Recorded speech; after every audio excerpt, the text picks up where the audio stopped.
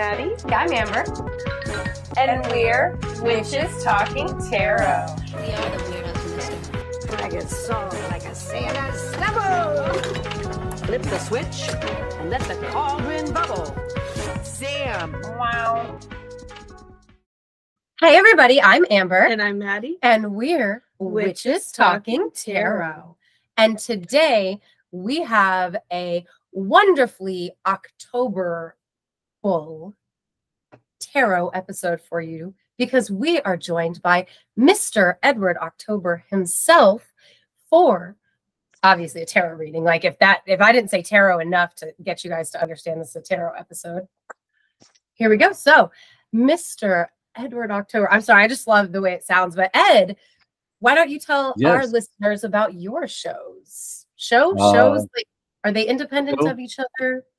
So it's a little bit confusing the way I set it up. But I am the creator host of OctoberPod, which so I think of the name of the product as OctoberPod, and if you listen to it as a podcast, then it's OctoberPod AM. OctoberPod after midnight. If you watch it on YouTube, it's OctoberPod home video.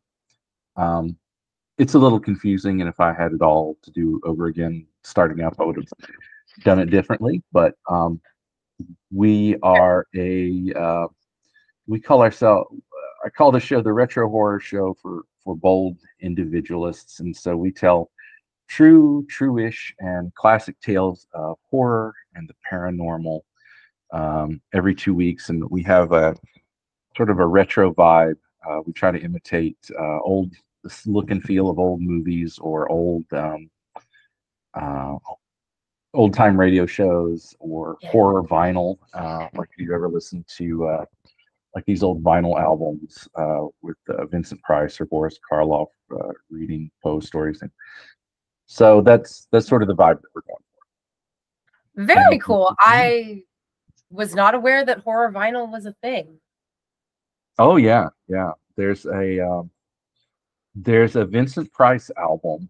God, I forget. It's got like kind of a long, galumping title, but it's basically Vincent Price reading accounts of like New England witchcraft and like ancient demonology, and oh my gosh. Yeah, look at it. You can get it. You can like download it as like an MP3 on Amazon Prime. Okay, like Kindle or something like that.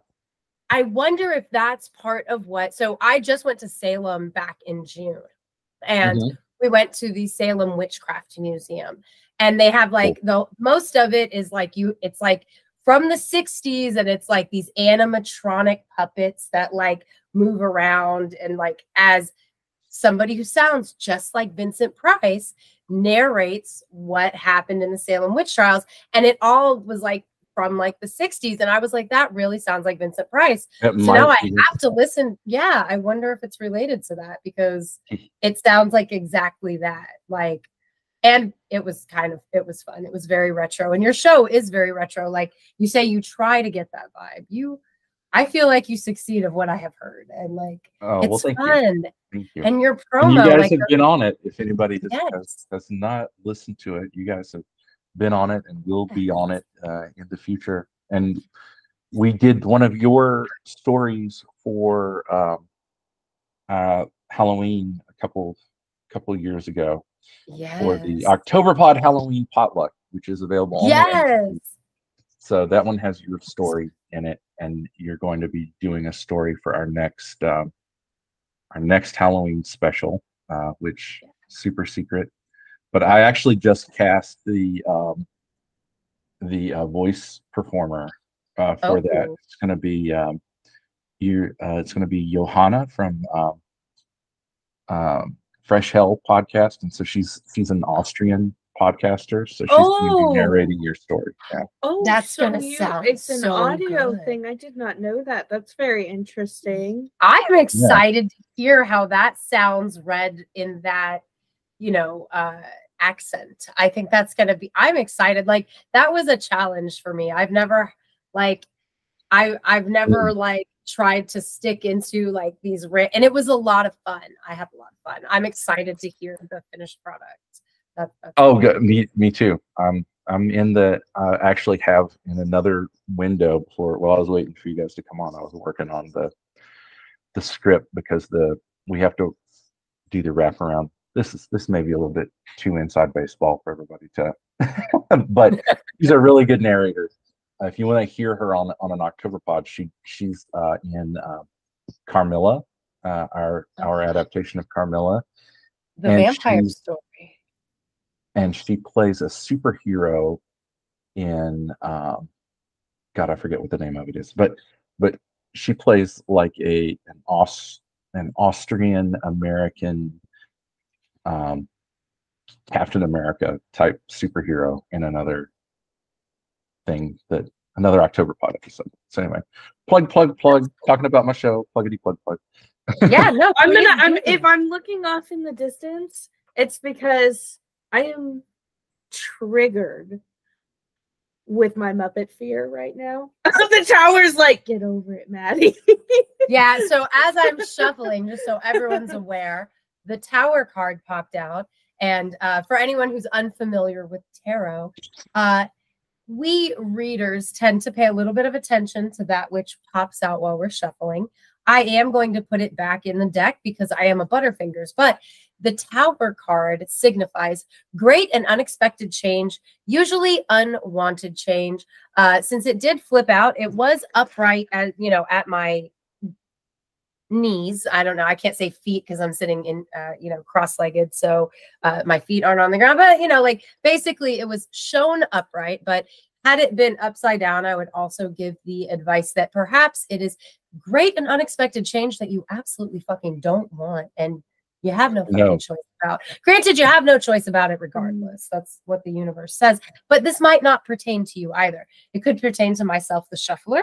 It could pertain to the individual who was talking in the card. Totally could, because like I was saying, your avatar thing is just reminding me very much of like a puppet Muppet thing. So if I'm Jim Henson-y, isn't it? Yeah, so if I'm like looking away, that is why I am terrified of Muppets for some reason. I'm sorry to laugh so hard. I didn't know that. No, that's okay. I can switch to another critter. If you want to, you can. I'm just like, I don't want to be rude, but don't make eye contact. I'm or I sorry could.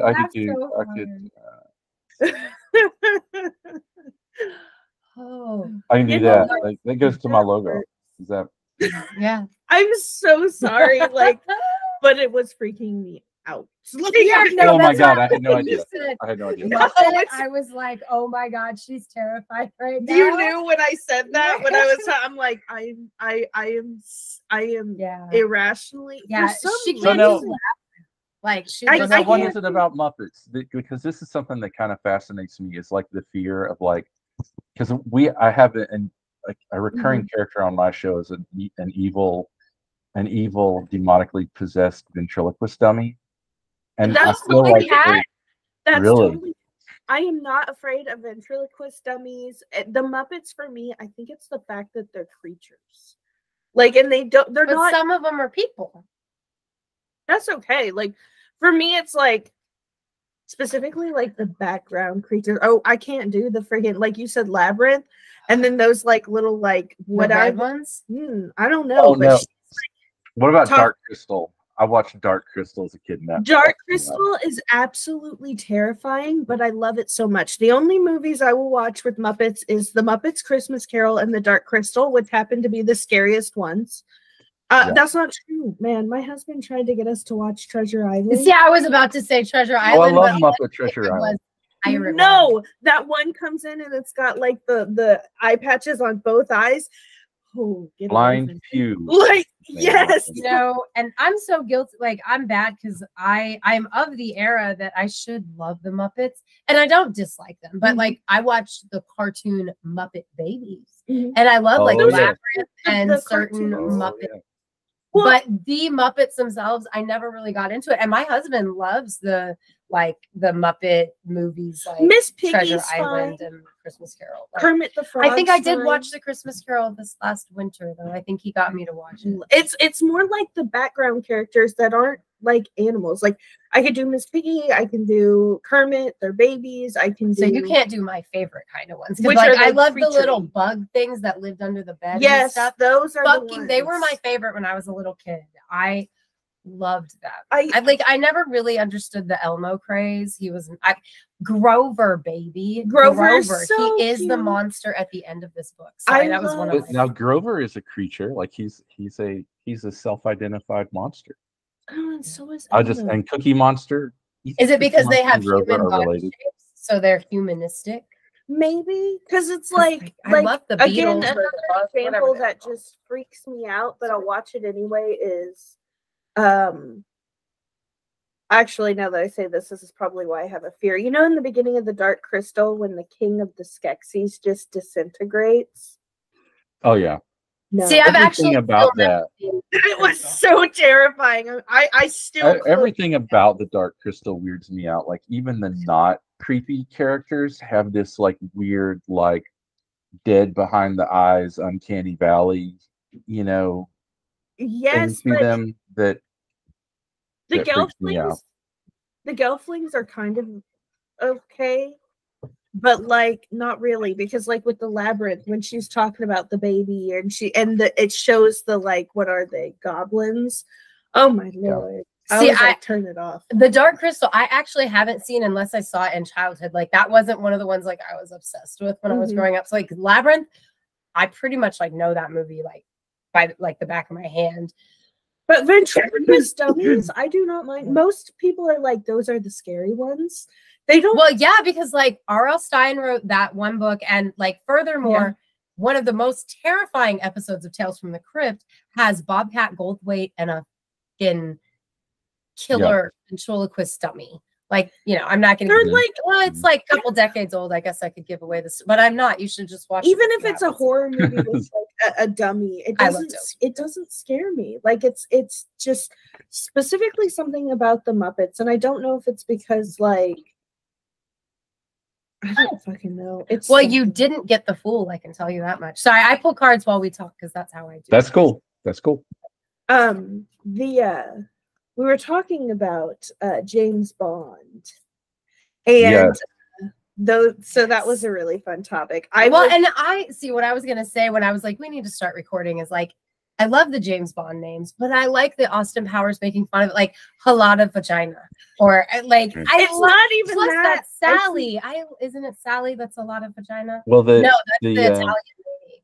What is Sally? the tarot character in Live and Let Die is named Solitaire, which is kind of a classy Oh, I love that. name for a tarot reader character. I So- do Actually, I like love that. that That so is much. actually class act right there, with the cards and everything. Yeah, I that's like not that. too bad. I know there's like somebody good head. Oh yeah, there's Like- Holly Goodhead in God, Moonraker. There is Pussy Galore, obviously. Pussy She's like Galore. Galore. And There's, that's where I a lot had of to, like, vagina look 'em comes up. from, right? Is because pussy galore. Pussy, Honey yeah. Rider. Honey Rider. Yeah. BB Doll is in For Your Eyes Only. That's so Like, cute. they had to have done this on purpose. Well, Like, there's absolutely. no way And that then- there was so much double entendre on purpose because, like, these movies originated in what, like the 60s, where there was a lot you actually couldn't say. I mean, right. like, you know, Lenny Bruce Well, went to jail a whole lot of times because of stuff you couldn't say. I in like public. Xena on a top. Shut the Xena hell up. on a top. Well, there's in The World Is Not Enough, Denise Richards plays Christmas Jones, and you're like, oh, this isn't funny. But then at the very end, where she and Bond are in bed,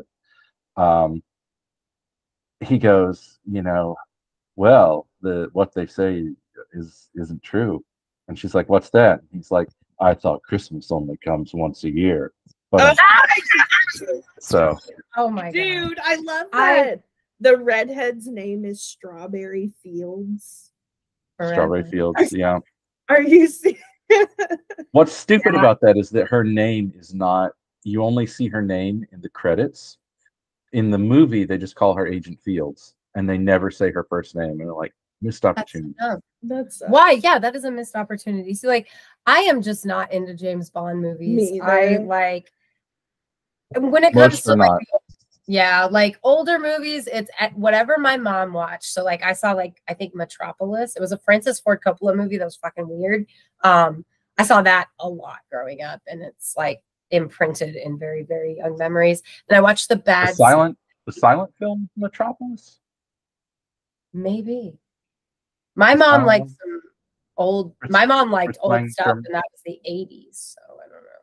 And it was like Mm. futuristic, and I'm thinking. I think I'm thinking of a different movie. I think, but yeah, because like I highly doubt it was silent because I don't think like we watched it before I was old enough to read. I know that like for sure. Like that's weird. that was, yeah, it was like Oh, now you've got me. Now my head is stuck. It's trying to figure out. I gotta Google it. right. I'm like, because Oh. like people were. I'm pretty sure the guy from Pumpkinhead was in this when he was younger, but I'm not positive. It might Okay. have just been Lance somebody Henriksen? who looks like him. Yeah, Okay. it might not be Lance. It might be somebody that like very striking resemblance to Lance, but like And I it's was very- Coppola. It's a Coppola movie. I think it's a Coppola movie, but- 1927. This one? I think there might have been. Was there a remake? This of that must movie? be the silent film. Yeah, So that in must the- be like. Is In there? the 80s, they took the silent Metropolis movie and put like a rock score on top of it, and maybe even colorized it. Okay, like my parents probably. It did says watch it's that. like an influential German there's, science like- fiction film. Or Okay, Yeah. I will find this film after I'm done. Like, Okay. playing. No, you do. Yeah, Metropolis is one of the most influential movies ever. Like the design for C-3PO comes from it, and a lot of like production design from Blade Runner and shots from Blade Runner come right out of Metropolis. It's. I can see the But I think we're talking about different movies. Yeah. Well, the And I 19 know I've seen Metropolis and the remake thing with the music. That sounds like my dad would put that on. Like he's a big Pink Floyd guy. And that sounds like It was my a band like that. It wasn't Pink Floyd, but it was like it was like something that. And from my the dad 80s, loves psychedelic. Tangerine Dream, or like Yeah. one of those guys.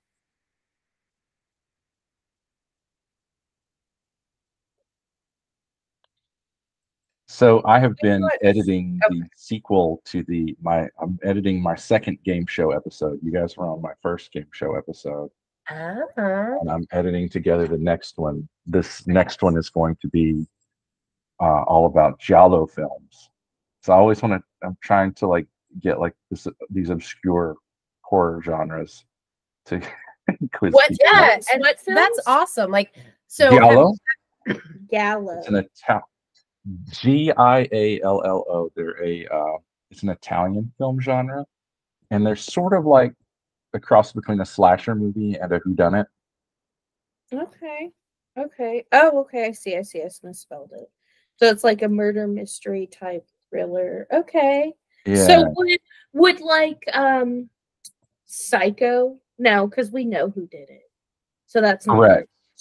Psycho would be a psychological thriller. And so I guess that it was a book, became a movie a dozen times. Mhm. We all got invited to a dinner party. Who's the host? We don't know. Somebody's killing everybody. April Fool's Right. Day. Sorry. Is that what it's called? I don't know, but that Oh. reminds me of April Fool's Day. But also like Death on the Nile, would that fall into that category? I think that would be a whodunit, because what would make it a giallo is that the murders are really explicit. And like there's lots of sex, and the visual design is very. So a movie like, I'm trying to think of a movie we've seen. Basic Instinct comes close. Several Brian De Palma movies like Dress to Kill, maybe Blowout kind of come close. I don't think I've heard any of any of these. I googled a specific. Basic Instinct is the one. Have you ever like the chick is like riding the dude and then out comes the ice pick? You ever heard of that trope? I mean, I've heard that. Yeah, so Ice That is Pick Basic and Instinct, Black Glove right? Killers. No, I definitely- just mean like I googled giallo. examples, and I have no idea. Don't torture a duckling. These sound scary. These sound like They do. I mean, based Yeah, on they have really strange names that don't translate very well into English. So, the iguana with the tongue of fire, lizard in a woman's skin, like really strange titles. Knew too much. lizard in a woman's skin. Mm-hmm. Una Yeah, I- lucipola de pella di dana, I think is how you say it. A lizard in a woman. Yeah. Ooh. Well, that sounds much nicer. That sounds Doesn't it sound much more Well, like, I'm like, so Yeah, like, that sounds like, yeah, like if you're beautiful. going out on a date and saying, "Hey, let's go see Una lucipola de Yeah, Donna. I'm thinking, ooh, romantic evening, but it's like No. in English. That sounds terrifying. And I'm not like- getting in a car with you, sir. I'm Yeah. like, Ice pick killings. oh my god. Ooh. Ooh, and that's real. I'm pretty sure there was like a real video of somebody doing that online. Ooh, I can't. I'm sorry. Like there are like I went for horror movies. I love ghost horror movies. Mhm. I love I think the #1 slasher film that I'll watch is like Wrong Turn. But like what is that? What is that? Terrorizer? No. No, I'm not- that I'm guy's. not- Oh no, I fake. won't watch that with the clown. The I don't- I don't Yeah, care no, if, I like, don't like torture that. porn I stuff. don't Yeah. care that it's a clown. I- I just care that I don't want to see people just being like sawed in half. I just don't want to see Yeah. that. Like I I'm not. don't find that all that. Like I'll No, watch like Friday the 13th or something like that because you're kind of rooting for Jason. You Right. know, That's totally they're almost different. more like comedies, but like, Yes. like See, super- like, yes, those are my Well, and that's comedies, why I like honestly. Wrong Turn because it's like these people are so stupid. I'm not like it doesn't Yeah. even bother me, you know. But like, Yeah. like you want to I've see them die.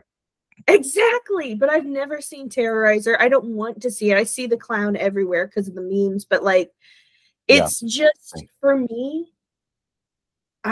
It's not entertaining. That's just for Yeah, I me. I know a lot of people like that, but it makes me physically ill.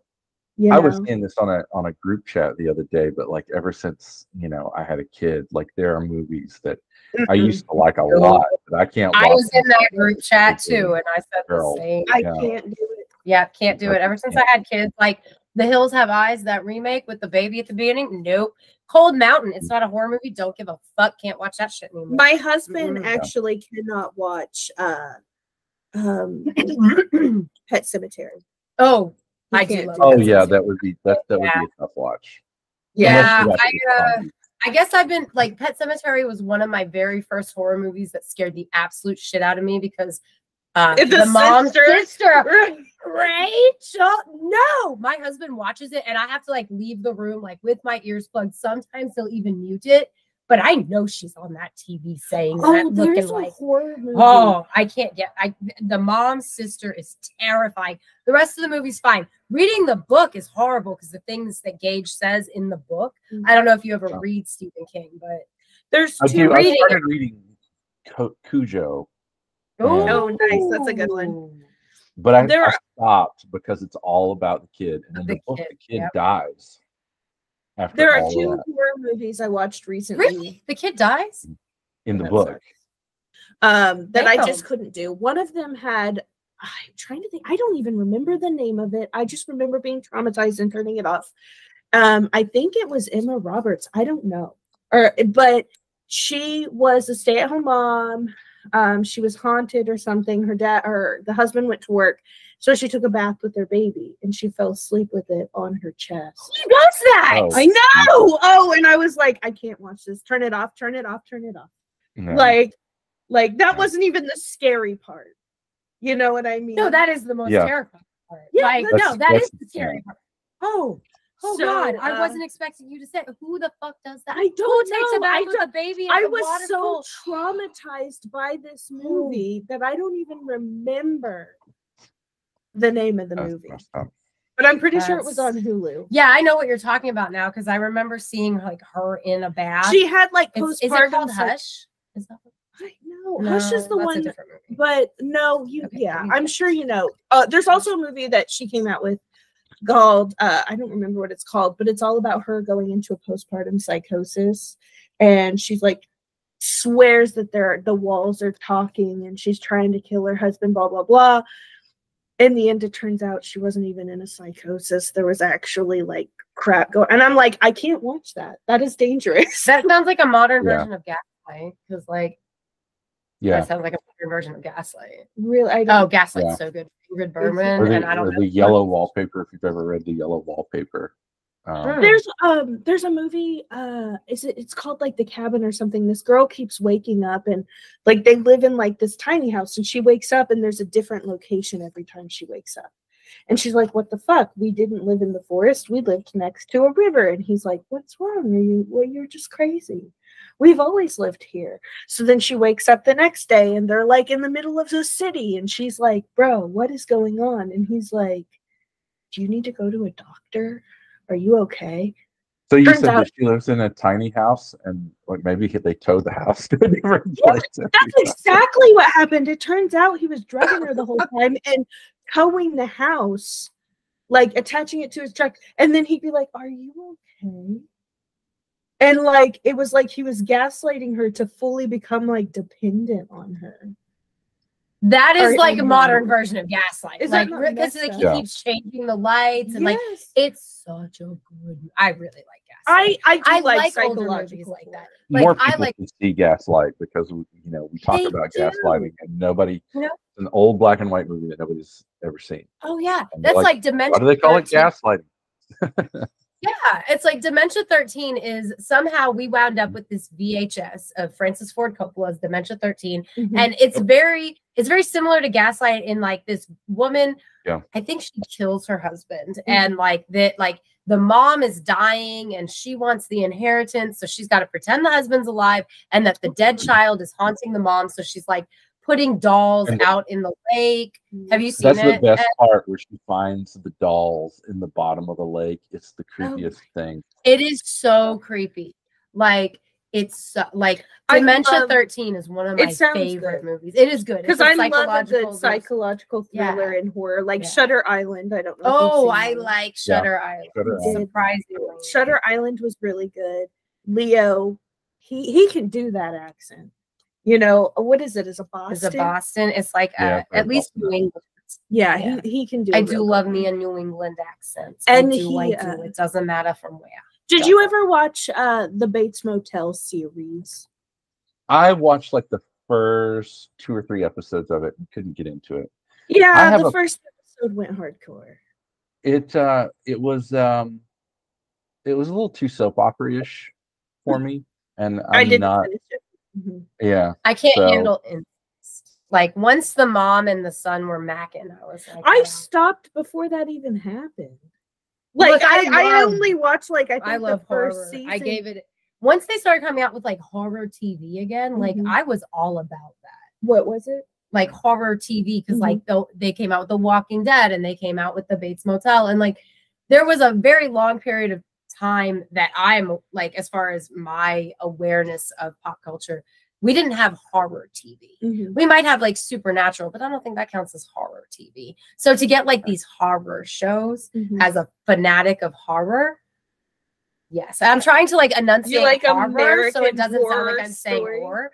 Like American Horror Story. Yes, is when that great. came out, that's why like I ate that shit up. Even after Corey was like, "This is too dark. Fuck this!" Like, because the guy in the black suit, it was too much for him. The gimp suit, no. No, like, well, for me, like, it was the fact that everybody's like, oh my God, Tate, love Tate. I think at that point, like, you were older. So, like, Yes, I would have But been you're creepy like- to love Tate. right. Like, oh, I love Tate. I love Tate. Bruh, he did the Columbine shooting. Calm down. But that's where that like psychological. But you already like, loved that him before you line- knew that. Like, because I was Exactly. like, oh, he like reminds me of one of my little cousins. Oh, he's you not know? a bad guy. But I love how they finished that out because it was like he wasn't a bad wasn't guy. a bad He was guy. He was- possessed. yeah. Yeah. So like Yeah. they had to do that. They're Because like, too many okay, I'm people were mad about disturbed. it. So many people love him. So we've got to make him like not a bad guy somehow. And this is the only way we can do it. But I do love American Horror Story, all of them. Carnival, I was out. No, That was good. Nope. That was good. Like I did not want to watch that one, and then I finally watched it, and it turned out to be one of my favorite ones. But that actor, Evan Peters, he's got to have issues. I just say that because he also played, what's his name? The series. Oh yeah, Dahmer. Dahmer. That's a lot of dark to just constantly be Emulating. surrounded and emulating, like you said, pretending. You're trying to live that mentality, and once you live a mentality long enough, it can take you. Well, over. I mean, look what happened with Heath Ledger and the Joker, Mm. and that was one role, let alone like multiple. I hate about you. Yeah, Sorry, I mean, if you're like a method actor, you have to like literally get into the headspace of. Yeah, like I don't see how somebody does it. I took drama, and we talked about Heath Ledger and Johnny Depp as well. Like they were the examples where it's like 90% you are the character, and then the other 10% you're yourself. 90% being Dahmer. You know what I mean? Like, and if you're not careful, then you get this. It's a disease. I can't remember what it's called, but or they call it a disease. It's a mental health issue where that 90% gradually becomes 91.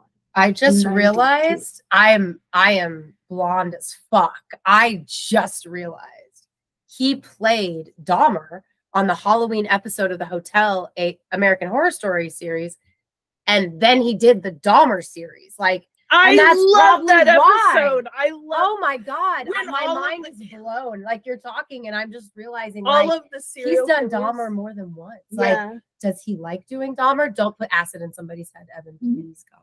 But like, I'm not even kidding. I love that episode. They have like Irene. What's her name? Eileen Wuornos. Eileen Wuornos. No, she was not. No, she is a bad person. No, I just don't believe it. Yes, like she had bad things happen to her, but also like she was not justified in the things. But also they had Richard Ramirez. The Night Stalker. Yes, he was in there. I liked the Night Stalker. Oh, so what the hell? You're saying that Eileen is a bad person? I didn't say he's a good person. I said I liked him. I was a fucked up kid. Like I'm not saying it's okay. I said I liked him. Dahmer, and then I was ashamed about it.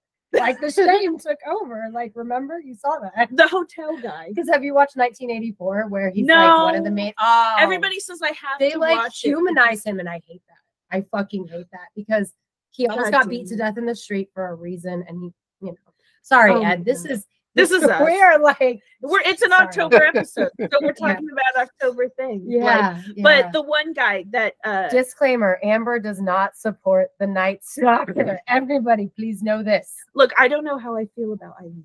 I wrote a thesis paper for like my middle college, high school class on serial killers, which concerned my teacher, but also I just have had like a weird, bizarre interest, and it's not healthy. And I have gotten beyond it, which is why I'm able to now be like, Eileen Wuornos is the bad person.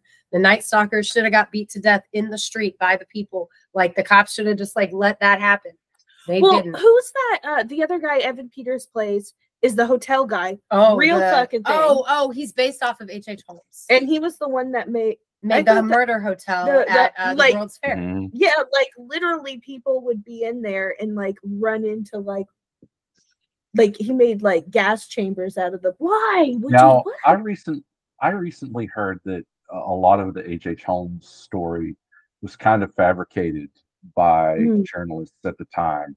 Like I could see that kind of like if they went into his house and they found if they found a table in the room, they'd be like, oh, this must have been his torture table, and like really embellishing all of the details that they found. I'm a big old time radio fan, and there's an episode of a show called Lights Out. There's an episode called Murder Castle, I think is the name of it, and it's a very much like H.H. Holmes. It's a guy who like keeps hiring governesses, and like he'll lead them down into a room full of wet cement and cement them over, and like all of this like weird like stuff. But people are that's horrific. People do shit like that. That's what just shocks me is the fact that people have and do shit like that. Oh god, that's so horrific. I mean, yeah, it does happen. It's just horrific, and I'm all like, that's. I really liked, but the press does like. I mean, unpopular opinion, but what's his fucking face? Peterson did not kill his wife. He was railroaded by the fucking press, and Scott Peterson should not be rotting in prison. I don't come at me, bro. I will argue this to the fucking death. Like the press condemned him. So the police never even looked into the ring of burglaries that were happening, that happened in the neighborhood that Lacey passed by with her dog on a leash and then disappeared shortly thereafter. I'm just saying. Well, and Anyway. like Lizzie I don't Borden, know. everybody Yeah. remembers the Lizzie Borden case, and everybody remembers the nursery rhyme about Lizzie Borden. But Lizzie Borden was acquitted, and like, you know, Well, so- and Yeah. it doesn't matter if she did it or not. Everybody has decided. Well, that it's a she good did. exactly. story. That's Like, I've the watched point, so yeah. many, like the Christina Ricci adaptation TV shows. I really like those. I shouldn't, because it like paints her as like this psychopath. Well, it's But- like the Black Dahlia. You know what I mean? Yeah. They're like, everybody knows the Black Dahlia. And there's been, I don't know if it was proven that it was her dentist or not. But like, everybody has their own theories on what happened. Pretty sure it was yeah. the dentist. like my I was listening to a sides podcast early. a while back that- Huh? Black Sorry. Sorry, I was listening to a podcast a while back that went into it was actually the segment that I listened to was talking about the crime novelist James Ellroy and his sort of obsession with the Black Dahlia, and it was weird. It was kind of wild because the Black Dahlia happened at about the same time as his own mother was killed, and so he kind of got into like crime writing as a way to sort of and looking into Black Dahlia as a way to sort of process his grief and feelings about his own mother through the Black Dahlia. So it's like he investigated the Black Dahlia murder as like a proxy for investigating his own mother's murder. But Well, I That's don't really interesting, understand- because I mean, Dominic Dunn, we'll talk about this more in a couple of weeks, viewers, but like Dominic Dunn, when his daughter was killed, she was the big sister on the Poltergeist movies. Mhm. But when she was murdered by her boyfriend, like now we know of him as a true crime writer because like he investigated that and other things because he was like, the justice system isn't enough. And it was a way for him to heal from what happened to his daughter. And I mean, I'm pretty sure he does crime specials like to this day. I don't know. I so just the thought Poltergeist curse, the Yes. Poltergeist curse, bullshit or Yes. not? Yeah, we're gonna be covering that in a couple of Yeah. episodes. Oh, awesome, Yeah. awesome. Yeah, we're excited. Also, an excuse I'll to put a watch pin in that. Poltergeist movies. Yeah, yeah. So you've got his. I do have his reading right. I just didn't want to interrupt the conversation, but if we are ready, I do have your cards because I have my cards get warm to my hands, so I have to go through them a whole lot, and I like to do it like while we're talking and doing the conversation. So the way that the Witches Talking Tarot reading works is it's an 8-card reading, and it covers essentially roughly 1 month span of time. However, time is but a construct of man, so it might take a little bit longer to play out. I like how the clock chimed as I said, time is but a construct of man, and it chimed at the wrong time because time is but a construct of man, and that is off time. So anyway, the first card in the 8-card reading is just kind of like you in this moment. The next 4 cards are spaces of time. It's intended to be roughly 1 week, but again, this could wind up being like playing out over 6 weeks instead of 4 weeks. So, but the next 4 cards after the You Right Now card are just what's coming up in your future, in theory consecutively, but some things might be concurrent because that's how time works, and the universe doesn't give a shit about time necessarily, although they did just discover that the 5th dimension might be time, or was it the 4th dimension? Either way, the last card in the row of the first 6 is you at the end of this time period, kind of you energetically where you're at. And then there's 2 advice cards. One that is just advice from the universe, and I'm pretty sure that's the one that popped out. So that's what we've got for the universal advice. And then there's one that's advice for you and kind of how you should behave, if that makes sense. So before I start giving you your reading, do you have any questions about the spread? Because that is a tarot spread. It's our special Witches Talking Tarot spread, and it's actually in the shape of a W and a T, and that's why it's eight cards. I do not have any questions at the moment, but I'm sure that will change. Okay, so As we get into right the now, sorry, go ahead. No, I'm good. I'm done. Right now, you are the Knight of Wands. Now, in my Lord of the Rings deck, the Knight of Wands is pictured as Tom Bombadil. And Tom Bombadil is my absolute favorite character who didn't make it into the movies. So that is, one of my biggest complaints about the movies. But Tom Bombadil is basically the embodiment of the Knight of Wands, because the Knight of Wands is the suit of fire, and it's passion, and it's somebody who is going to take you on a ride, but it maybe isn't the ride that you're intending to go to. And so this is the energy that surrounds you right now.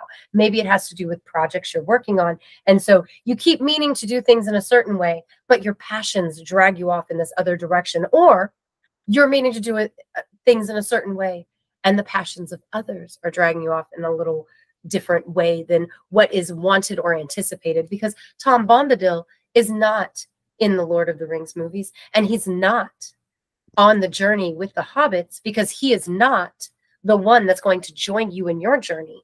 He's going to sweep you up in his, and that's why he couldn't be that part, because he isn't that part. And the Knight of Wands energy is where you're at right now, and it's that part of there's a direction that the journey is looking to go in, and then there's the energy of being swept over here by your passions, because wands, again, is the suit that covers the element of fire, which listeners hang out for our Thursday episode. We're going to cover wands as a whole, because we thought fire would go. Or is it a later episode? Well, it's for this. Oh, like, oh. We're recording. This is right October. now. This is October. Yes, this is October. It's Exactly. And fire You goes hear the along leaf with blowers outside my house sweeping right. the leaves away. Damn it. That is confusing. I totally forgot. I meant to start this reading by going, all right, now we're going to find out about the man behind the pumpkin. Fuck. Speaking of Tom Bombadil, I have remind me later, I have a Tom Bombadil story. I will, because I love Tom. So here's what's fun. In the very near future, you have the Knight of Swords energy, but it's reversed. So the Knight of Swords, so swords is the element of air, and that's all your intellectual stuff, right? And so I'm sorry, not Knight, I read that wrong. King of Swords, who is pictured as Aragorn in my Lord of the Rings deck. But the King of Swords is in reverse. So typically the King of Swords is like, it's a strong analytical kind of energy, right? Because again, swords is air, swords is intellect, and it's all that's happening up here. And Aragorn, as we know him as a character, he's a very good pick for the King of Swords. But in reverse, the King of Swords is more like he's arrogant, and he's going to take you astray and make you do what he wants and bring you under his control, because he's manipulative. And that doesn't necessarily mean a person, because it is the King of Swords. I am giving it the male pronouns here, but it is an energy that embodies it's a masculine energy that embodies manipulating and bending one to one's will, instead of, using our insights and our analytical selves to like find a better way. What would you like? I would agree. In my Game of Thrones deck, it's represented by Ramsay Bolton, which, as you were talking, I'm like, oh, that makes so much sense. Yeah. Especially reversed. So since you pulled this as reversed, it's very much a situation or a person kind of causing this sort of chaotic energy or drama-like energy, trying to bend your will, like right? you Which said. Kind of really goes well with they're trying to make you into the Nine of Wands being preceding that, right? Because again, that's the energy that's taking you off course. It's energy that's not sticking with where you want to go, and this is more energy that's further pulling you off course. So this is very interesting, powerful reading. Then we've got the Four of Coins, or in this book, in this deck, because it's Lord of the Rings, it's the rings, but this is the element of earth. This is everything that's in your here and now. This is your health, your money, your job, your physical projects, such as your shows. And the Four of Rings is a card that says, be wary of who you let into your space. be wary of how you spend your finances and what you allow to be near those finances.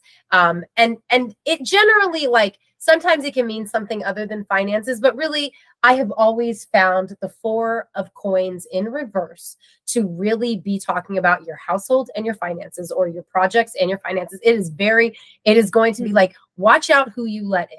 Because even upright, it's like, be cautious and watch out who you let in. But reverse, it is watch out who you let in, because they will mess you up. Or maybe it's you. Be careful of your own spending so that you don't wind up head over heels with expenses above you. You know, like, do you?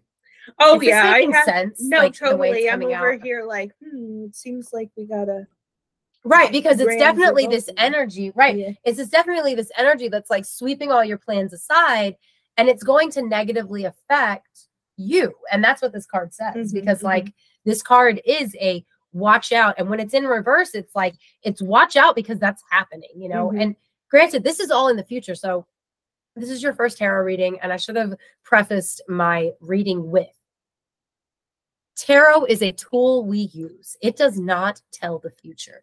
It reads the energies that exist right now, in the here and now. So we can't change the past. And we can only change the present so much as what we're aware of and what we do going forward. So tarot is a tool to guide us in what the energies around us right now are saying is going to happen in our future if we keep down the exact straight path we're going.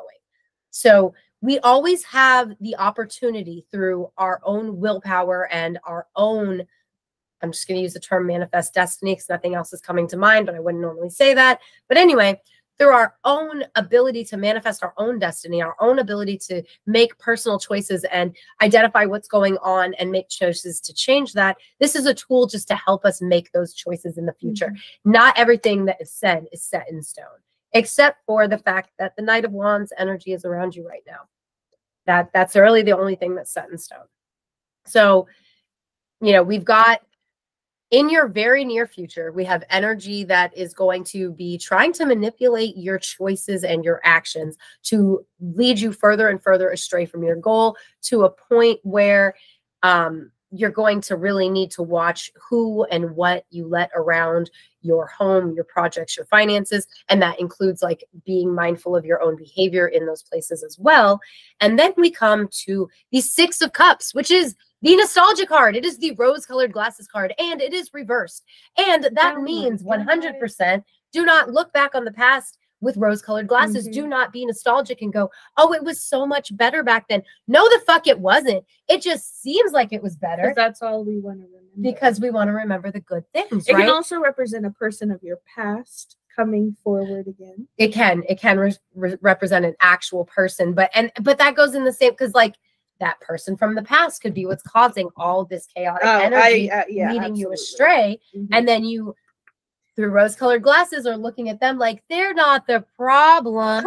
Maybe they are. I actually love that card in my deck. It's Jon Snow and Sansa getting together when she finally comes to the Castle Black. And of course they're eating and they're talking about their childhood, but the reality is Sansa was a fucking bitch.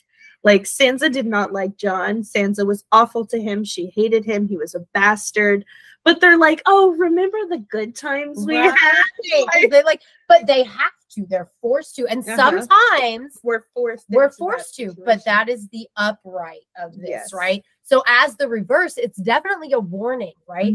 But that comes with the 8 of Cups afterward, right? So the 8 of Cups is what is in your distant future in this 1 month, 6 weeks, 2 months time frame, right? The 8 of Cups is the card that says we are forging a new path.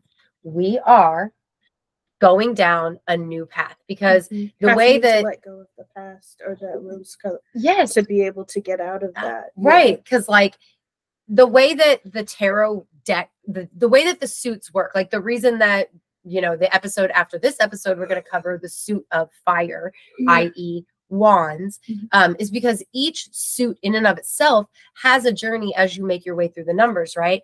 So in between the 6 of cups, which is the nostalgia card, and the 8 of cups, which is forging a new way, choosing a new path, going down a new way, in between is the 7 of cups. And the 7 of cups is a card that literally flew out of my mind as I talked about the other two. The 7 of cups is not the betrayal card. That is no, I'm over here going through them. 3 of cups, right. celebration card. Yeah, I know. Like it was in my head, but as I started talking about the 6 and the 8, I lost what was in 4 between. of cups is being offered something.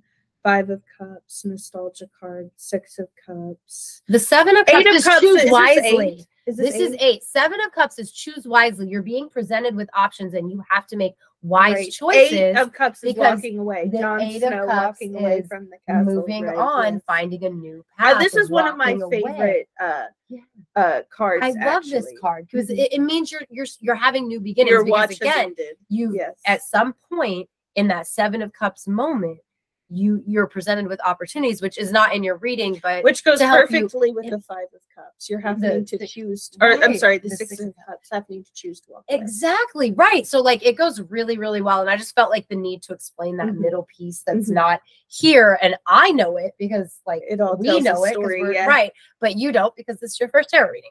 So anyway, this is like it bodes well. These are all these other ones have been warning cards. This one says if you heed these warnings, you're going to start down a new path that works really well for you. You just From may what- have to get Julius Caesared first. Which is really funny because the Knight of Swords will be you at the end of this, which is Okay. really funny because I misread this one as the Knight of Swords Knight of when it was the Swords. king. So the Knight of Swords is a card of using your analytical mind and your insight to move forward on your new path and like forge ahead in the world. Like think about a knight, right? He's no longer a page. He's already done his learning. A knight is somebody who's going out to make his name in the world. And the Knight of Swords is no different in that regard, especially as an upright card. And it represents you and your energy. So that means you're thinking about all this stuff. Maybe you avoided a bunch of problems between all these reversals that we had at the beginning of this time frame, right? Like maybe you've been paying attention because you got this lovely tarot reading and it's given you all this insight into the fact that you're going to have things trying to drag you astray and all of this stuff. And so no, you've been paying attention. So you're using your insight and you're using your analytical mind. So at the end of this period of time, you're the Knight of Swords and you're ready to forge on and go make your name in the world. And I feel like this has to do with like a project. Maybe it really does have to do with, like, I don't know. We'll ask you at the end because you're the person that's receiving the reading. But really, the Knight of Swords is that forging on, and I'm going to stab my way out of it to a degree if I have to, because I'm going to get through. Like, in my deck, it's represented by Jaime Lannister. Upside down, it's really shitty, but upright, Jaime Lannister is what? An amazing knight who has worked really hard to get onto the Night's Watch, to get those promotions. You know, I'm so sorry to the guy compare it Carl to Urban plays.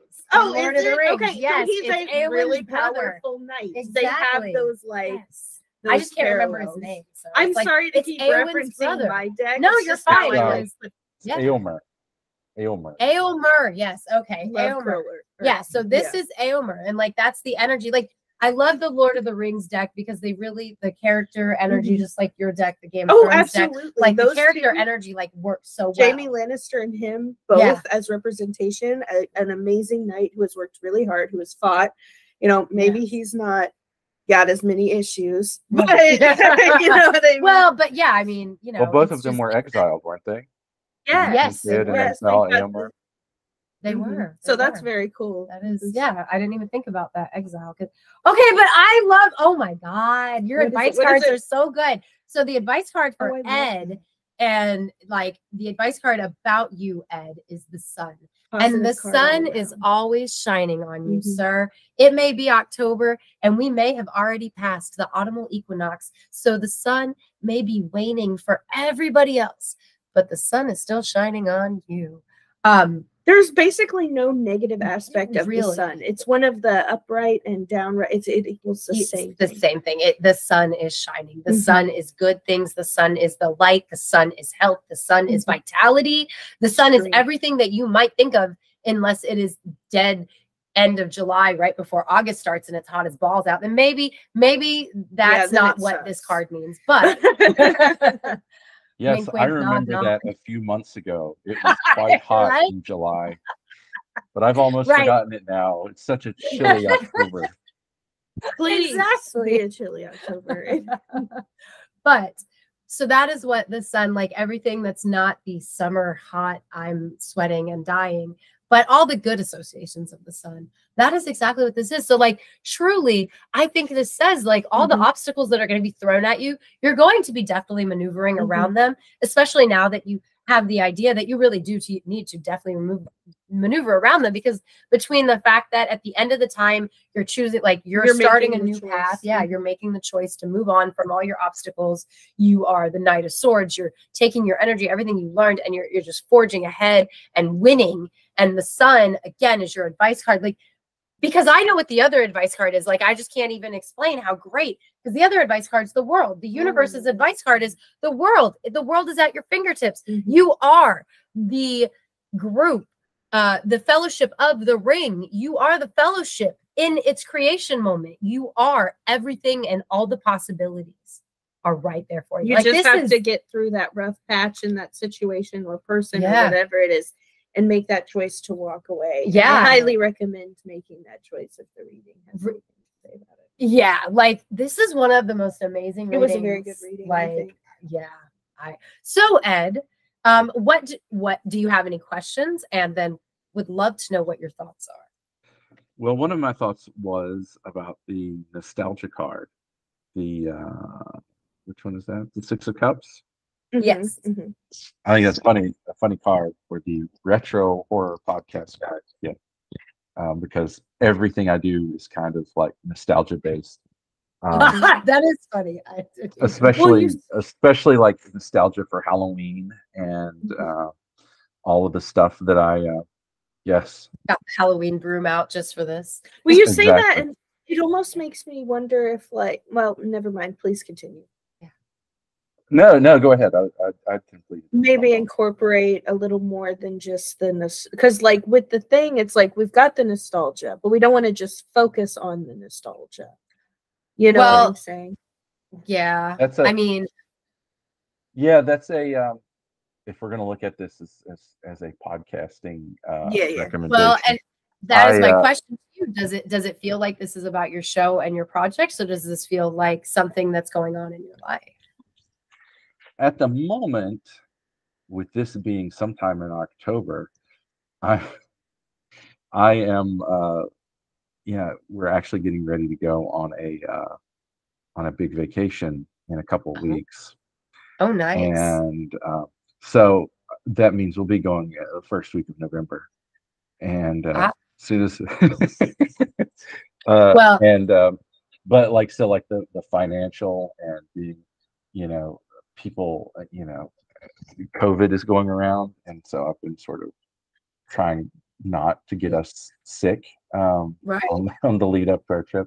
So that's what I'm thinking about now. But if we wanted to look at it in a podcasting upcoming project sense, that is one thing as a podcaster that I've sort of wrestled with in trying to figure out what my audience wants, because lately, and again, this might be too inside baseball, but lately I've been doing like a lot of classic horror themed stuff, and not a lot of like true paranormal, true ghost story type stuff that used to be sort of the bread and butter of the show.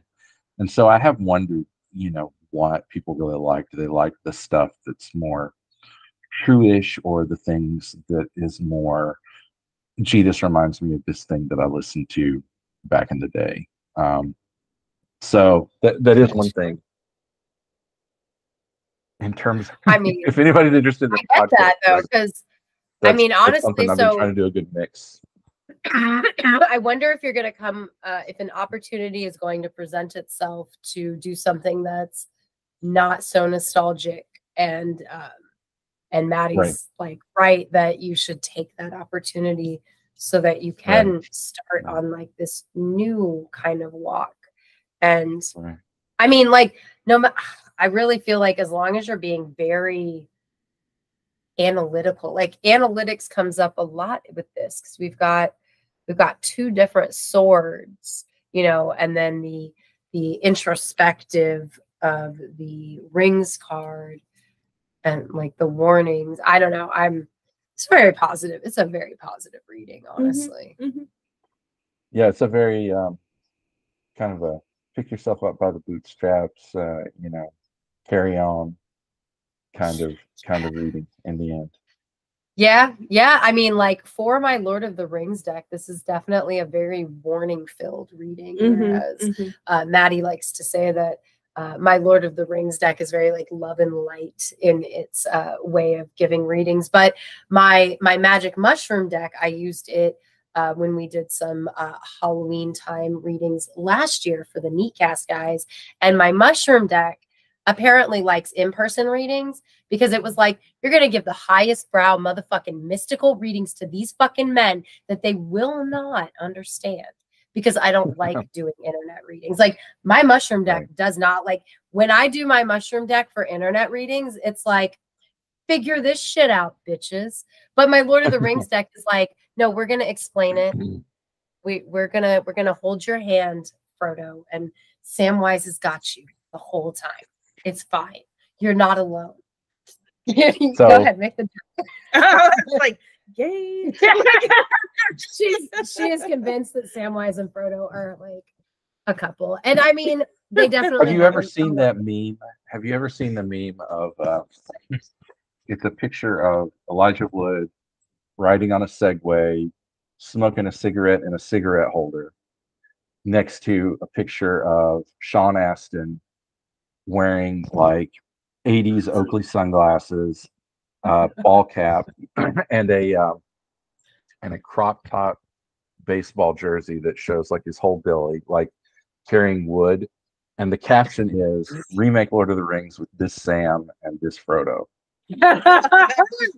That Sam is from 51st Dates, and that is amazing. I love that.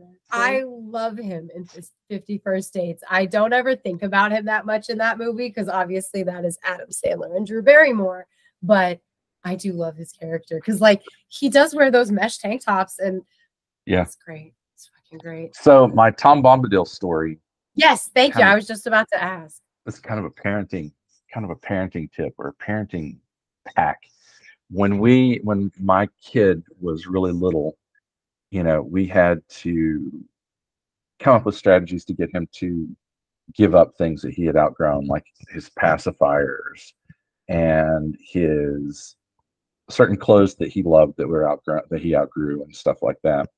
So what we did is that we sort of created Tom Bombadil as like a Santa Claus or Tooth Fairy figure. And so we said, hey, if you donate these things to, I forget where we put them. I don't remember where we put them. So like, hey, if you set these things out for Tom Bombadil, he'll take them and give them to a kid that needs them, and he'll leave you a present. So that's how we used Tom Bombadil to get our son to stop using his pacifier, and like give up his high chairs, stuff like that.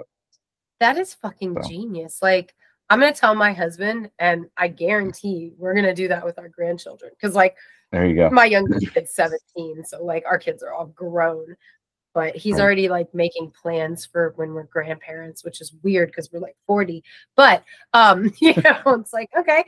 I'm going to tell him about that, because he also, Tom Bombadil is his favorite character as well. Like, there you go. That's so we sort of made him like a non-denominational Santa Claus type figure. Yes. So that is genius, because getting kids to like give up certain things, like, you know, like getting them out of it's like, tough. oh, I'm still gonna wear this shirt even though it comes up to like right here. They love it. You know, I know. That's so genius, because let somebody else who who could use it, have it, and you get a little present from Tom Bombadil. That's Exactly. clause. my- That's like That's we my have a Tom mutual story. we have a mutual friend that is genius. Like with Christmas coming up in a couple months, go ahead. Oh, it's share right this around the tidbit. corner. It's right around the corner. Yes, we They've can already got hear Christmas the shit up in bells. Michael's. I've seen it. I went to go get some Halloween decorations. And it's all Christmas I already. believe it already. Yes. Absolutely. And I still have some Christmas stuff up in my house. Me so, too. yeah. I'm like, am I ruining Well, this? I'm too short to get my Christmas broom down. Like I am too short. My husband is 6'5". I'm like 5'4". My kids are all taller than me. I can't reach it, and nobody else has gotten it down. So I mean, it's just gonna be there all through Halloween and until Christmas. But they are geniuses, and they told their kids, like they got their kids to do. They just stayed up late on Christmas Eve night, and then after Santa came at midnight, the kids got to open all their presents, and then everybody slept in the next day, and then they got Chinese food for dinner. I love the Chinese food for dinner. I do too. nobody I in love my the not family waking will up do it. early on Christmas Right. morning. I have Oh, no, that's begged a- everybody in my family, please. Can But we get do that. We Chinese have a Chinese place that we go to every year on Christmas Day, Genius. and we get the duck, and it's a place that all of the Asian families go to. So it's like this hole in the wall thing, and it's Yes.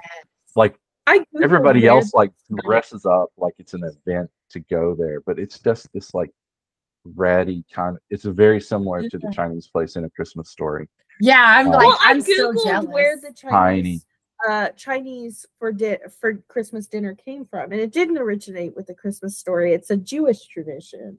Well, 'Cause they it's don't one of really the only- celebrate right, and like the Christmas. other restaurants aren't closed or aren't open because it's Christmas. So nobody's Exactly. So working. let's go to China. yeah, no, I Right. mean it's and movies too. That's like Yeah. Yeah. I had so some- probably some originated Jewish up in the friends. Northeast. Mhm. Probably. Yeah, and Oh, yeah.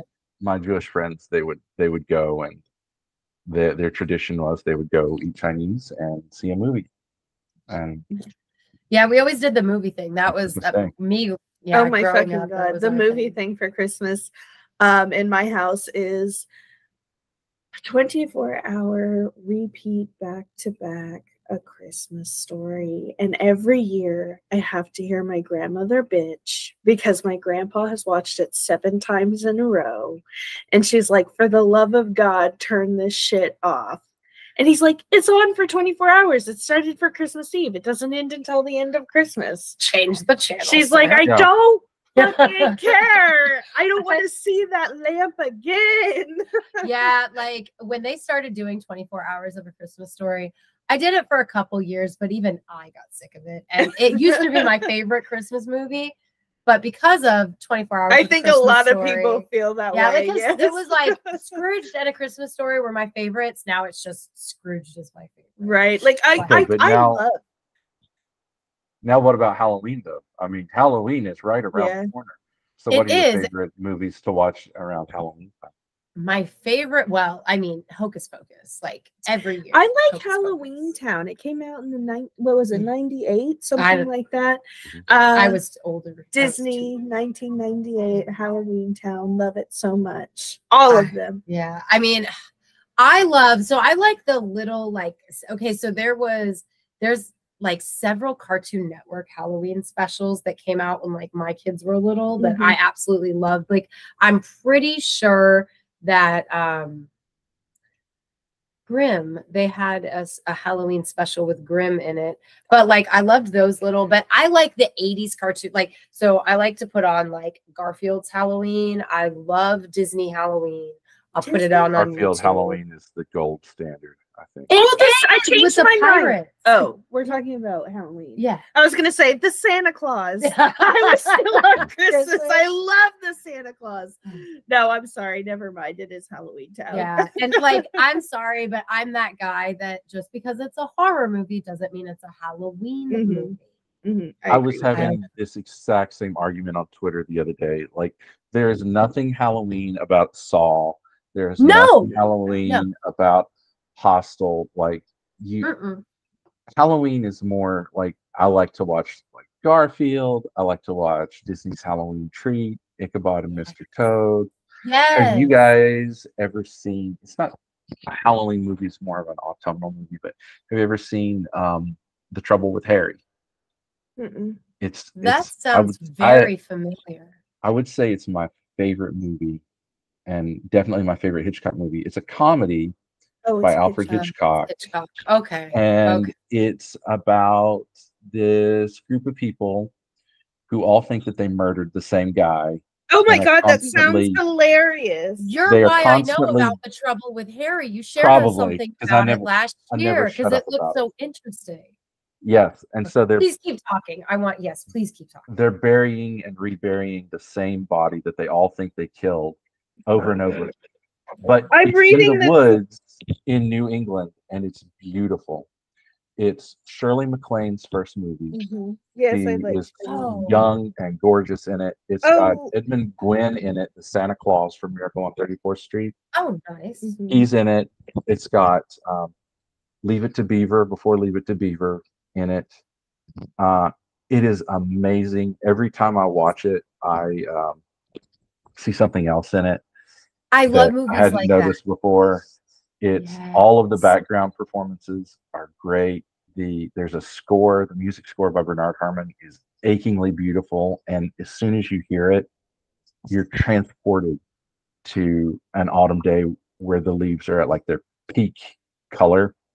It's that. Nice. just a beautiful film and funny every time I watch it. It's a great love story, and it's dark as fuck if you think about it, but they make it very light and cheerful. And so like the first cold weekend of October, that's when I like to put it on. And I also like Amityville Horror, the original is another. I love that I like both. to do in the fall. The original and with Ryan Reynolds. Zam! Wow. Like the beard. It's our first Zam Wow season 4. Yes. I love them both, but they're both awful. I mean, they're great, but also it's just like, I am so sick and tired of these men being like, the house isn't haunted. It's haunted. What is the problem with you? But it wasn't. Yeah, Oh. it's a trashy movie. It is in the movie. It is in the movie. I you do know? love And I do love the Amityville movies. Like when I was a kid, I'd watched like all the awful ones too, like number 2 and number 3 and like all of them. Now I just like well, and like the you OG can't and the ring. you can't hate a movie that's got a puking nun, Lois Lane doing the most bizarre like ballet routine ever, and it's so you got Rod Steiger eating up all of the scenery. It's just beautiful trash, and it's a very autumnal, It is. That is a good point. I don't think like I actually usually watch Amityville Horror in the summertime because they live on that lake and there's the boat scene, and for like that just makes me associate it with summer, but they're chopping wood because it is winter fall. time. Yeah. And like I like the Amityville Horror. I really do. Like I like the movie. We're we're specifically discussing the movies. Like, yeah. And I do like them. It just the dad just makes me so goddamn mad because he's like, and all because dads, he's the one that's possessed. Of course, he doesn't believe it because his possession is like, no, it's cool. No, it's well, cool. and it's like No, all dads are like, how dare you? We got this house for $20,000, and it's like an ancient plantation house, or it's a big old like 6-bedroom house. Why was it $20,000? Why was it so cheap? Like. Now, have you seen? There's a documentary called "My Amityville Horror." Yes, it's all about the kid all grown up. I thought that was really interesting. Ronnie? Yeah. I have. No, not Ronnie DeFeo. It was the other Lutz. kid, the Lutz's kid. Lutz kid. Okay, George Lutz's kid. But because I have watched My Amityville Horror, but I also watched a lot of documentaries about like the DeFeo killings. Yeah. This is more about how the Warrens sort of had an influence over how the Amityville story was shaped and how that had kind of we're going to be watching tonight. The Amityville. We are actually going to be talking about Ed and Lorraine Warren tomorrow, which I'm excited to do because which is funny because I think it might actually go out before this. We haven't actually like put on paper exactly. We just haven't. Yeah, so it might go out before this. It might go out the week after. Ed and Lorraine fucked a lot of shit up. Dude, they're terrible. They really do. Oh my god, it's crazy. Like watching the Conjuring movies, and they're made out to be like superheroes, but I do like them. I like them. Yeah. Just like it's like with the Amityville Horror. Oh yeah, they're totally they're different than real life. Yeah. You know what? But the real life Warrens were like snake oil salesmen. Yes. Crazy, probably Christian nationalist type. Well, and also, how much shit did they fuck up spiritually coming in there? You know what I mean? Oh my god, I can't wait to have the whole conversation. But like, oh my god, like such bad people. Such pieces of actual trash. I feel like there's a couple. Well, and didn't Ed like? Aren't there stories of Ed being done towards? A teenager. Towards yeah. And then Lorraine making that teenager get rid of Ed's mistake, even though they're Catholic. Okay, I haven't done the research, guys. Spoiler. What? Oh yeah, spoiler. They're such terrible. Fucking there's some there's some shit. Yeah. Oh my god. Yeah. Like now I know why whenever you like, I don't know if you ever notice my face when you're like, I love Ed and Lorraine, and I'm like, why? And it's because I know them from. Well, I grew up with just documentaries that they were involved in, and the movies came when I was like 30 almost. You know, actually, like in my 30s is when the movies came out. So like, I never mentally put them together when I watched The Conjuring. Because before I watched all the movies for the episode that we're going to do, I'd only ever seen The Conjuring. And The Conjuring scared the actual shit out of me. It was the first time ever that I almost ripped my popcorn bucket in half and had popcorn go everywhere. But like, I've never had that happen in a movie before ever. And that movie scared the shit out of me. But then like, when I was realizing that this couple in the movie is these people from stuff I watched like in the 80s and 90s, I was like, oh, it's a good story. This makes sense as to why I was like, what? Like you said, like with Lizzie Borden, that everybody focuses on she's a killer. She did that. Everybody's focusing on the positive. Well, no, because we're making it positive for Ed and Lorraine. Just like everybody makes it negative. That was her stipulation to do the movies. Really? Was she alive? When did she die? She's still alive. She's still alive? Pretty sure. Yeah. She did. Yeah, you're like, bitch, do your research. Yeah, I haven't done it. I know talking about it. I thought she died just recently. Maybe she died really 2015. I may be wrong. Because like one of the things, and granted, I was probably watching older documentaries, but I could have sworn like what I was reading or the last thing said like, and she's still alive, but that might have been produced a couple years ago. Yeah. I don't know how old that was. I think it's fairly recent that she died, but they're kind of problematic. They're not. Yeah. 2019 is. And the case from The Haunting to the case from The Conjuring to the. Oh my gosh.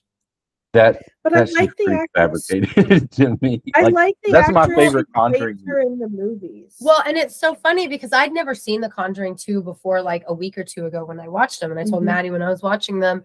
But like I remember, like I've seen that story on like Discovery Channel shows and stuff like that so many times. Where, I was familiar with that one.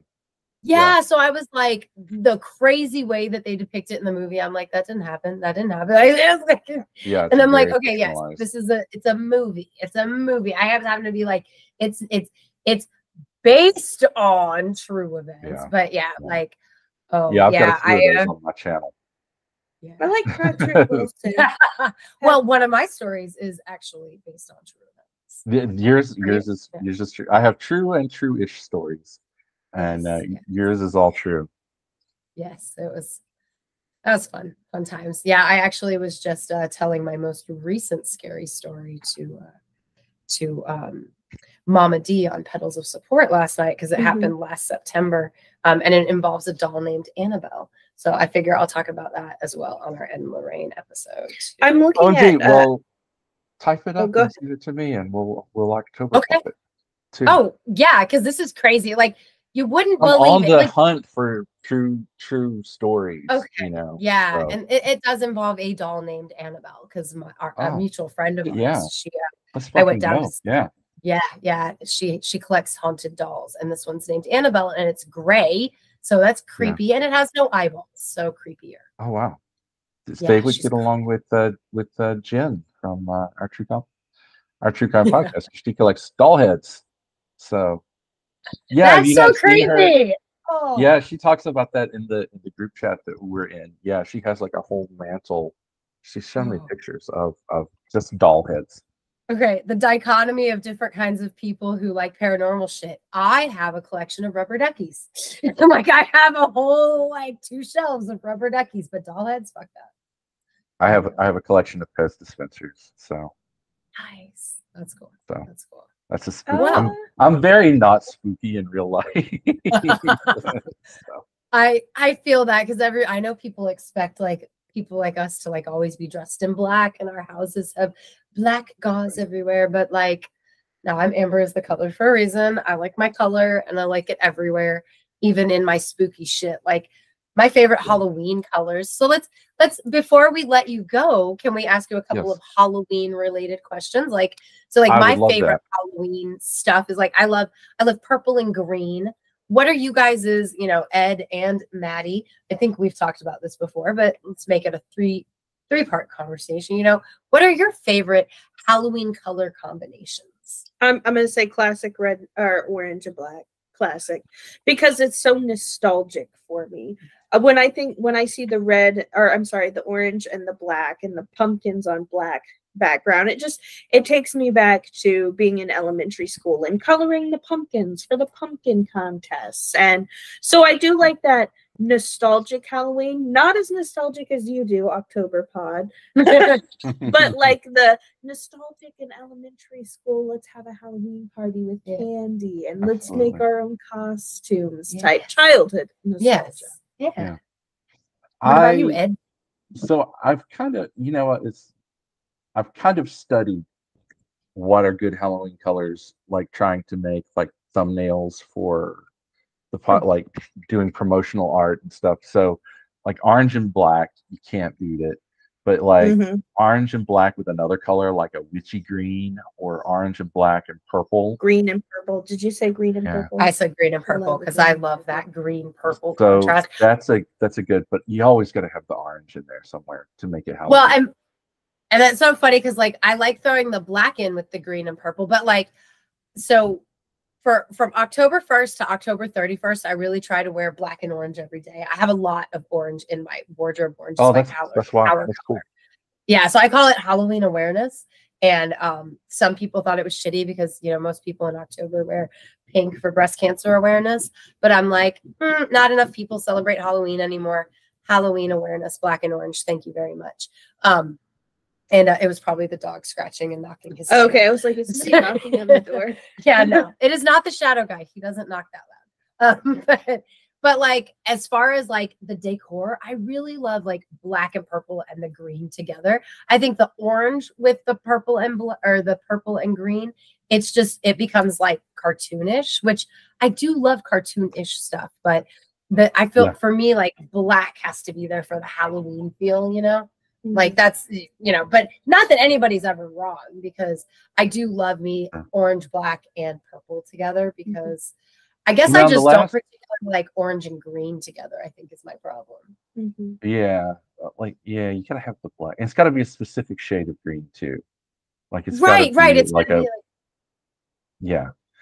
One thing, this is gonna make me sound really strange, but one thing I always do every year is I'll like go out and get like the Martha Stewart Halloween decorating magazines from the grocery store, just because they're I like looking at the new trends in Halloween. Looking at them. Yeah. And one thing that I've noticed over the past few years is people doing orange and blue for like an orange and blue and white for like a kid's Halloween party. I like that. Which is a little bit more forward than like a nostalgic thing, but that's a nice Nice. Well, color and I scheme. like that because like I learned one year that a teal pumpkin, like putting a teal pumpkin outside is Yep. supposed to signify to families with like neurodivergent Allergies. children. Yeah, you take these things into account because like we always give out, like I do a mix of candy and toys for trick-or-treaters, and we let Well, the now the- kids pick. Now the teal So- pumpkins, are allergies because we do the teal pumpkin. The teal pumpkins well, I learned it are had to do with allergy like stage. autistic, like that if the kid's That's a- nonverbal, I'm not going to force them to say trick or treat, you know. I think That's a what I different read color. about. I think that's a Huh. different color. I think that's a blue pumpkin. I'll have to Oh, look it up, maybe but I just I think there. Huh. But you're right. There is a different colored pumpkin for neurodivergent kids, and then there's a teal pumpkin, and I know it's teal because we have kids in the neighborhood that have peanut allergies. That is Mm. allergy-free treats. Damn, I'm gonna have to There's change probably- my pumpkin color. Well, I could be wrong, but I'll look into it. But we Yeah. do that, and I like because usually we're Yeah. out trick or treating, so we're the people that will set out an orange pumpkin and a teal pumpkin and Yeah. pick your poison. Fair enough. That's a good way to do it, actually. Like, because you're talking about like a teal pumpkin that has the candy in it. Yeah, So yeah, like they yeah. know which That's what we ones do. know out. Oh, I like that because like we have everything mixed together, and like we like let the kids take like 4 or something treats each, and like I have stickers and toys and candy in there. And like the first couple years we were here, the little boys in the neighborhood were like, "Oh my god, they have eyeballs and shit." And so I was like, "Well, got to do that every year now." Because like Oh the yeah, little you boys got to put love like it. something like vampire fangs or spiders. Yes, and shit like that exactly. in Like there. not just candy, you know. And yeah, so Yeah. I don't know. Do you It- usually dress up when you go out trick or treating with your little pumpkin? Or No, every year. You know, I'm more into comfort most of the time. So if I do dress up at something, it's very minimalist. Like I got like one year I went out as a pirate and just put like some kind of pirate hat and just like wore like black clothes, but with like I hiked my pants up and had these pirate Boots socks, and one was like a stripy sock and one was like a peg leg. I So love it was like a wood grain sock. So Nice. but no, That's cool. I'm all about being comfortable trick or treating. Oh, I love any excuse to dress up. And my last question for you, because Okay. this was Dustin asked me this last year, and I thought that was a great question. Like, how do you like to decorate your space for Halloween? Like, do you decorate inside and outside? Do you like retro like type of decorations, or do you do the new more modern like animatronic and whatever? I definitely go old school. I don't go for scary, and I don't go for like animatronics and stuff. Usually, really the only thing we do outside is carve jack-o'-lanterns, and I don't want them to rot, so we always carve them like the day before or the weekend before Halloween, so they don't rot. And then on the inside, we've just got a handful of stuff I'm such like a Halloween all the time that kind of guy, so that really I decorate with like more natural stuff or like scents, you know, and like stuff that you can't really enjoy the rest of the year, like fresh pumpkins and stuff Right. like that. I So got we you. don't do a No. whole lot actually. And I mean that's Same. fair. Same, honestly, same answer. Which is almost probably exactly. surprising for somebody like me, but Yeah. It- I mean, everybody's we different. do Like it up, I go though. all out, but that's because I'm extra in every way. You know? Yeah, I think it's just I laziness try. without having to do I'd like to housework. do it more. I'd like to do it more. It's just I've got littles and Right. they want to get into shit. Yeah. They No. don't. I did a lot more before we had kids, and then after Yeah. you have So it's kids, more like a sense and food and Oh, things well, see, like I Yeah, I grew up, exactly. my mom was so extra. Like there was, for Halloween, the house had vomited orange and black, and at Christmas, garland was on everything. And so like I really loved that growing up. And so like that's what I've done for my kids. as I'll well. tell you Like, what. I'll leave you with this. What I do every Halloween, most Halloweens, is I will take the day off work and be at home, and I will cook a meal. I'll bake pumpkin cookies Oh, nice. and cook up. I always do like an Oktoberfest themed meal. So like I'll cook up bratwurst, and I've got a red cabbage sauerkraut recipe that I make. Ooh, And so I'll do brats and pumpkin cookies. And while I'm doing all of that, I'll have a horror movie on, and I've nice. got like a big marathon going. So a lot of times on Halloween, you'll see me like live tweeting what I'm watching and Right. what I'm cooking. If I go out to get a lunch at like Burger King and they have like a Halloween sandwich or something like that, I'll be like, this is the sandwich of the year. So Yep. I that's my can get that's my big Halloween tradition. that's awesome. That's awesome. And like big or small, it doesn't really matter. It's what's in your heart for the holiday, truly. Yes, and Halloween every day, man. There you go. That's right. Well, we thank you so much for joining us. Will you Thank take you a for having moment me. to Oh, absolutely. Would you like to remind our listeners where they can find OctoberPod? Sure. OctoberPod is available on YouTube on the channel OctoberPod Home Video, or you can listen to OctoberPod AM, our podcast version, wherever you get podcasts. We tell true, true-ish, and classic tales of horror and the paranormal every 2 weeks. Lately, we've been adding an intermission segment with where I talk about some of my horror and horror adjacent pop culture obsessions, or where I get to interview folks like the Witches Talking Tarot, Yes. who you can see. So you can hear them if you listen to the episode Is It Folk Horror? You can hear them competing on a folk horror themed game show, which was a lot of fun. And yes, follow me on Twitter at OctoberPodVHS, on Instagram at OctoberPodVHS. I'm on Blue Sky. I forget what my handle is, but if you look up OctoberPod on Blue Sky, you'll find me. And I'm on TikTok as either OctoberPod. I'm either OctoberPod or OctoberPodVHS on all platforms. My website, OctoberPodVHS.com. End of plug. Thank you guys for having me. Well, thank you for being with us, and thank you guys Absolutely. all for listening. We appreciate you very much. If you would like to support your favorite witches, along with Death by DVD, Melissa, Victoria, and Pam, you can find us on patreon.com/Witches Talking Tarot, where we have some new patronage offers going on right now. So definitely check us out there.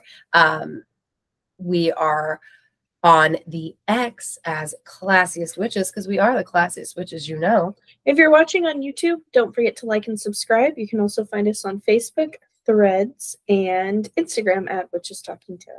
So thank you all, especially you, Ed, for coming to sit with us for a spell. Anytime. Bye. Thank you.